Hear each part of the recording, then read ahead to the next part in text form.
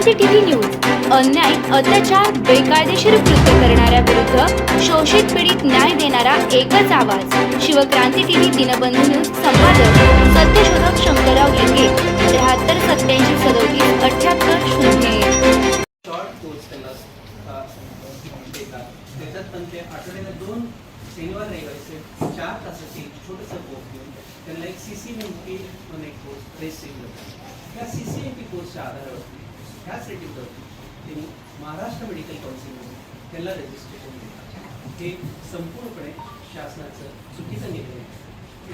Already जो homeopathy केलेला आहे त्यांच्यासाठी महाराष्ट्र होमिओपॅथी काउन्सिल त्यांचं वेगळं कमिशन आहे. वेगळा आयोग हे कमिशन हे असतात. वापस नवीन काउन्सिलमध्ये हे संपूर्ण चुकीचं आहे.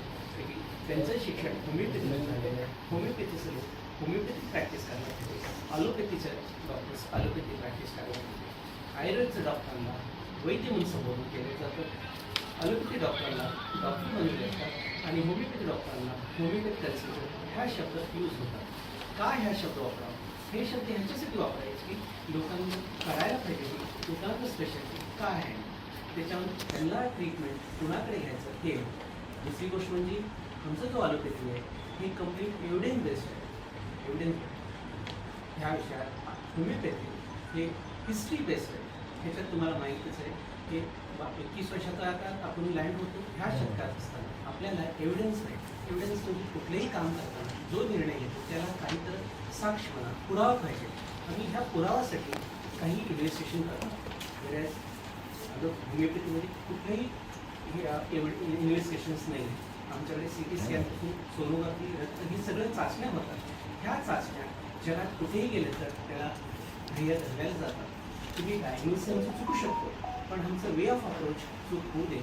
की आम्हाला जो पण आमचं शिक्षण झालेलं आहे ते सगळं सायन्स सिम्पटम त्याच्यानंतर इन्व्हेस्टिगेशन त्याच्यानंतर आमचं मॅनेजमेंट पेशंटला कसं आम्ही ऑपरेट करतो ह्या मॅनेजमेंटसाठी ह्याच्यात कधीतरी आम्हाला औषधावरती करावं लागेल, कधी ऑपरेशनचा निर्णय घ्यावा लागेल.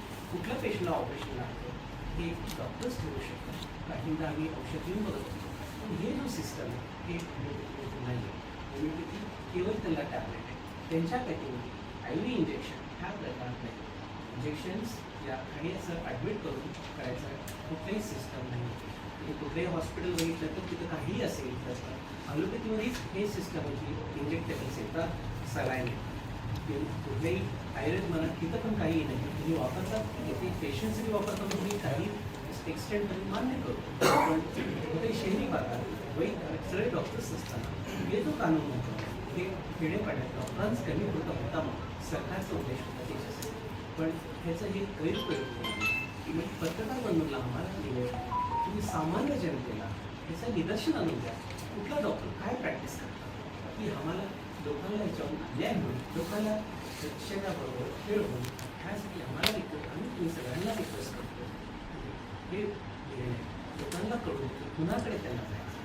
आम्हाला कुठल्याही पॅकेजचं राहत नाही, त्या कुठल्याही पॅकेजचा द्वेष नाही आहे. त्यांचं जो शिक्षण झालेलं आहे त्या शिक्षणाबद्दल त्यांनी त्याच्यातच प्रॅक्टिस करावं हे आमचं रिक्वेस्ट आहे.